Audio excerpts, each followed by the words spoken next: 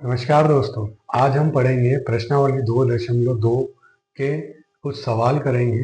तो आइए समझते हैं कि क्या सवाल है। प्रश्नावली 2.2 का पहला सवाल है कि निम्न द्विघात बहुपदों के शून्य ज्ञात कीजिए और शून्यकों तथा गुणांकों के बीच के संबंध की सत्यता की जांच कीजिए। और पहला सवाल है आपका x² माइनस 2x माइनस 8। तो उसके पहले हमको कुछ टर्म समझना पड़ेगी कि क्या होती है। अच्छा, शून्य क्या होता है और गुणांक क्या होता है। तो सबसे पहले जो गुणांक होता है, अगर इस तरीके की समीकरण रहती है, ये द्विघात समीकरण है। द्विघात समीकरण मतलब इसकी जिसमें सबसे बड़ी घात 2 होती है वो द्विघात समीकरण होती है। तो गुणांक क्या होता है कि ये जो एक्स होते हैं, इसमें जो चर होते हैं, इनके पास में जो संख्याएं होती है उनको क्या कहते हैं, गुणांक कहते हैं। जैसे कि यहाँ पे कुछ नहीं है, मतलब क्या है, एक है, तो एक्स स्क्वायर का गुणांक क्या हो जाएगा, एक हो जाएगा। एक्स का गुणांक क्या हो जाएगा, 2 हो जाएगा। तो ये गुणांक हो गया, गुणांक आपको समझ में आ गया। अब क्या हो, शून्य। शून्य क्या चीज होती है कि एक्स का वह मान, एक्स का वह मान जिससे समीकरण शून्य हो जाता है, शून्य हो जाता है। एक्स का वह मान जिससे समीकरण क्या हो जाता है, शून्य हो जाता है। तो वह क्या कहलाता है, शून्य कहलाता है। अब वो एक्स का मान निकालने के लिए हमको इस समीकरण को पहले हल करना पड़ता है और उससे वहां पे हम एक्स का मान निकालते हैं। इसमें आपको दो सूत्र का उपयोग होगा। ये सूत्र आपको याद होने चाहिए कि शून्यकों का योग और शून्यकों का गुणनफल। यहाँ पे एक शून्यक को अल्फा नाम दिया है, एक शून्यक को बीटा नाम दिया है।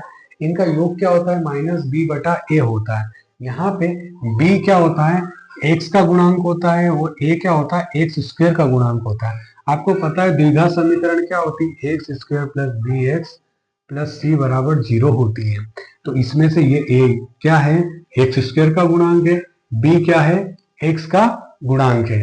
तो इनका योग क्या होता है, माइनस बी बटा ए होता है, मतलब कि x का गुणांक बटा एक्स स्क्वायर का गुणांक। और शून्यकों का गुणनफल क्या होता है, अल्फा और बीटा। अल्फा बीटा बराबर होता है सी बटा ए। सी क्या होता है, अचर पद होता है, जो अंतिम वाला पद होता है जिसमें एक्स नहीं होता है, वो क्या होता है, अचर पद होता है, बटे क्या हो जाएगा, एक्स स्क्वायर का गुणांक हो जाएगा। तो ये शून्यकों के योग हो गए, शून्यकों का गुणनफल हो गया।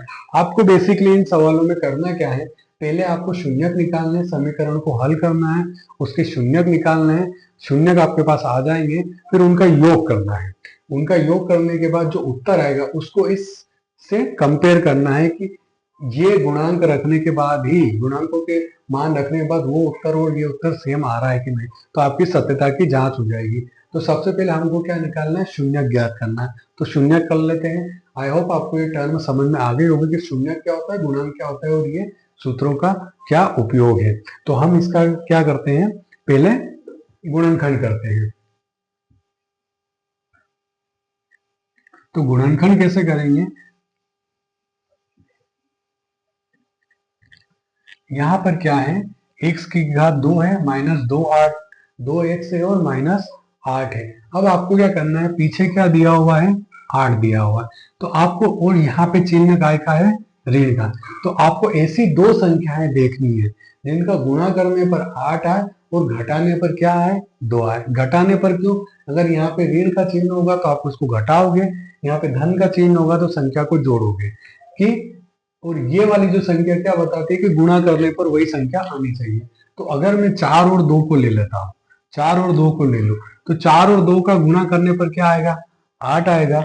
और अगर मैं 4 में से 2 घटाऊंगा तो क्या आएगा, 2 आएगा। तो मेरी वो दो संख्याएं कौन सी हो जाएगी, 4 और 2 हो जाएगी।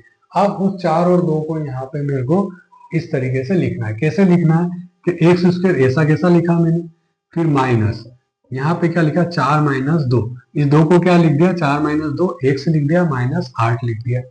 अब इस x का अंदर गुणा कर दूंगा मैं, तो एक्स स्क्वायर माइनस 4x और माइनस 2x, और इधर वाला माइनस आ गया, माइनस 2x और माइनस 8। अब इस ऋण का इसमें गुणा करूंगा, तो एक्स स्क्वायर माइनस 4x, ऋण और ऋण क्या हो गया, धन हो गया, धन 2x माइनस 8 हो गया। अब क्या करना है, अब आपको क्या करना है, दो दो के जोड़े बनाने। ये आपने क्या कर लिया, दो दो के जोड़े बना लिए। अब इन दोनों में से आपको क्या कॉमन दिख रहा है? इन दोनों में से आपको x कॉमन दिख रहा है, तो मैंने x कॉमन निकाल लिया। अच्छा, एक्स स्क्वायर का मतलब क्या होता है? एक्स स्क्वायर का मतलब होता है x गुणित x। जैसे कि 2 की घात 2 का क्या मतलब था? 2 गुणित 2। तो यहाँ पे एक्स स्क्वायर का मतलब x की घात 2 का मतलब भी क्या हो जाएगा? x गुणित x। तो यहाँ पे x गुणित x को चलो एक बार लिख लेते हैं। x गुणित x -4x धन 2x -8। तो अब इन दोनों में से क्या कॉमन आएगा? इन दोनों में से x कॉमन आ जाएगा, तो यहाँ पे क्या बचेगा? x बचेगा। यहाँ पे ऋण क्या बचेगा? 4 बचेगा। फिर यहाँ धन लगा दिया। अब देखो 4 क्या है, 8 क्या है? 8 4 गुणित 2 है, तो मैं यहाँ पे 8 को क्या लिख देता हूँ? 4 गुणित 2 लिख देता हूँ। तो इन दोनों में से क्या कॉमन आ जाएगा? 2 कॉमन आ जाएगा। तो x और माइनस क्या बचेगा बेटा? 4 बचेगा। अब इस x माइनस 4 को अलग लिख लूंगा और फिर क्या बचेगा? x धन 2 बचेगा। तो x धन 2 और x माइनस 4, तो ये क्या हो गए हैं? इसके गुणनखंड हो गए। x की घात 2 माइनस 2x माइनस 8 के गुणनखंड क्या हो गए? x धन 2 और x ऋण 4। अब मुझे शून्यक निकालने हैं, तो मैं क्या करूंगा कि शून्यक क्या होता है? अगर इसका मान 0 का होने के लिए, इस समीकरण का मान 0 कब होगा? जब इन दोनों में से कोई भी एक 0 होगा, या तो ये 0 होगा या ये 0 होगा। तो मैंने माना x धन 2 बराबर 0 है, तो यहां से x का मान क्या आ गया? -2 आ गया। क्यों? क्योंकि ये 2 यहाँ पे धन का था तो उधर गया तो ऋण का हो गया। फिर माना मैंने कि मान लो कि x माइनस 4 बराबर 0, तो x बराबर क्या आ जाएगा? 4 आ जाएगा। तो ये x के क्या हो गए? 2 मान हो गए, और यही क्या है? इसके शून्य के। -2 और 4 क्या है? इस समीकरण के शून्य के। तो शून्य क्या हो जाएंगे?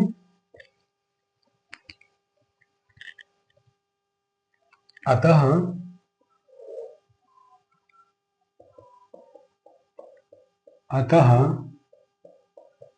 समीकरण के शून्यक अल्फा बराबर -2, बीटा बराबर 4 होंगे। ये तो शून्यक हो गया, एक पोर्शन हो गया है आपके सवाल का कि निम्न द्विघात बहुपदों के शून्यक ज्ञात कीजिए। अब हमको क्या करना है? शून्यकों तथा गुणांकों के बीच के संबंध की सत्यता की जांच करनी है। क्योंकि हमने क्या पढ़ा था? 2 चीजें पढ़ी थी, शून्यकों का योग और शून्यकों का गुणनफल। शून्यकों का योग क्या होता है? -b/a। b क्या होता है? x का गुणांक होता है, और a क्या होता है? x स्क्वायर का गुणांक होता है। तो उसी संबंध को अभी हमको करना है। तो अगर मैं इनका योग करूं, तो शून्यकों का योग करूं तो अल्फा प्लस बीटा क्या आ जाएगा? -2 धन 4।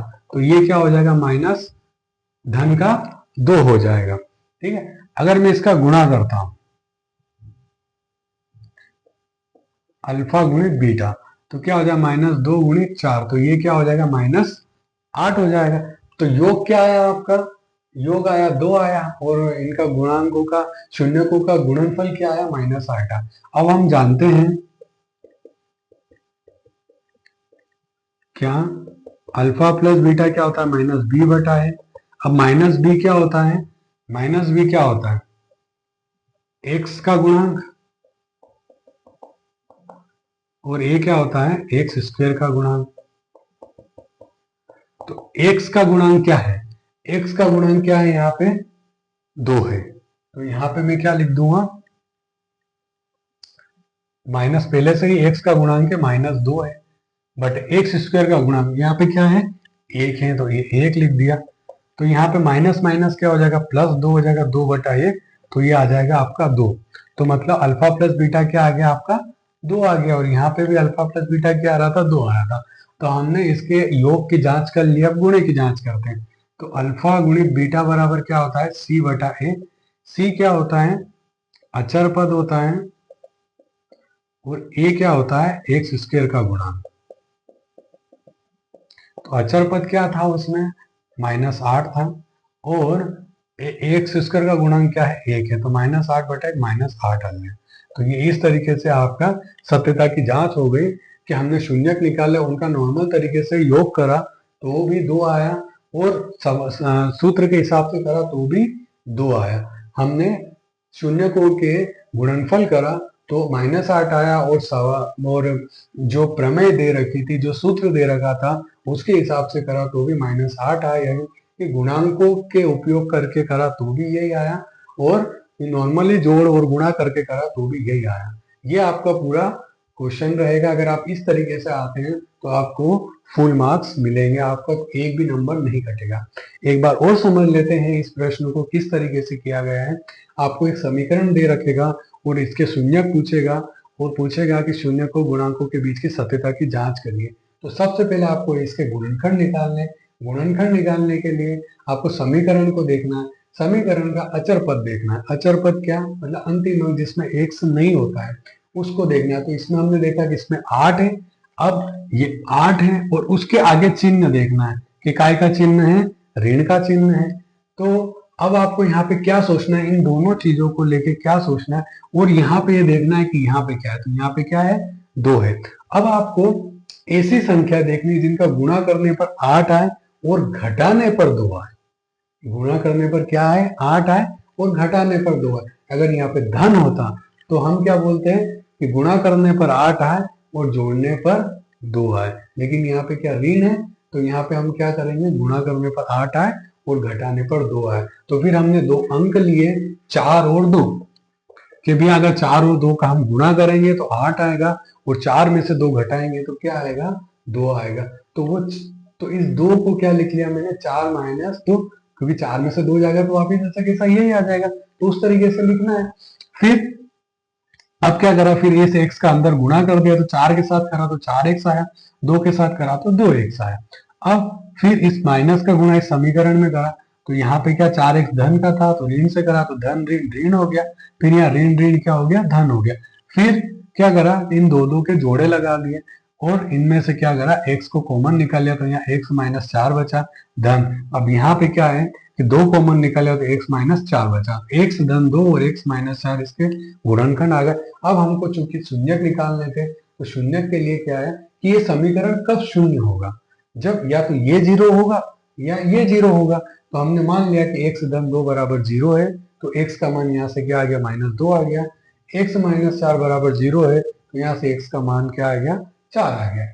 अब हमको इसके सत्यता की जांच करनी थी, तो इसके लिए हमने क्या करा कि इनको जोड़ लिया, तो जोड़ने के बाद 2 आया, फिर इनका गुणनफल कर लिया तो -8 आया। फिर हमको पता है, एक सूत्र पता है कि शून्यकों का योग क्या होता है, -b/a होता है, जहाँ पे b क्या होता है, x का गुणांक होता है और a x स्क्वायर का गुणांक होता है। तो इसको हमने जब हल करा तो यहाँ पे 2 उत्तर आया, जो कि हमारा इसके समान ही था, और जो गुणा करने पर हमारा -8 उत्तर आया जो कि इसके समान था। तो इस तरीके से हमारे इन शून्यकों और गुणांकों के बीच के संबंध की सत्यता की जांच हो गई। आप चाहे तो इसका स्क्रीनशॉट ले सकते हैं। अगर आप इस तरीके से सवाल करके आते तो आपको फुल मार्क्स मिलेंगे। Thank you.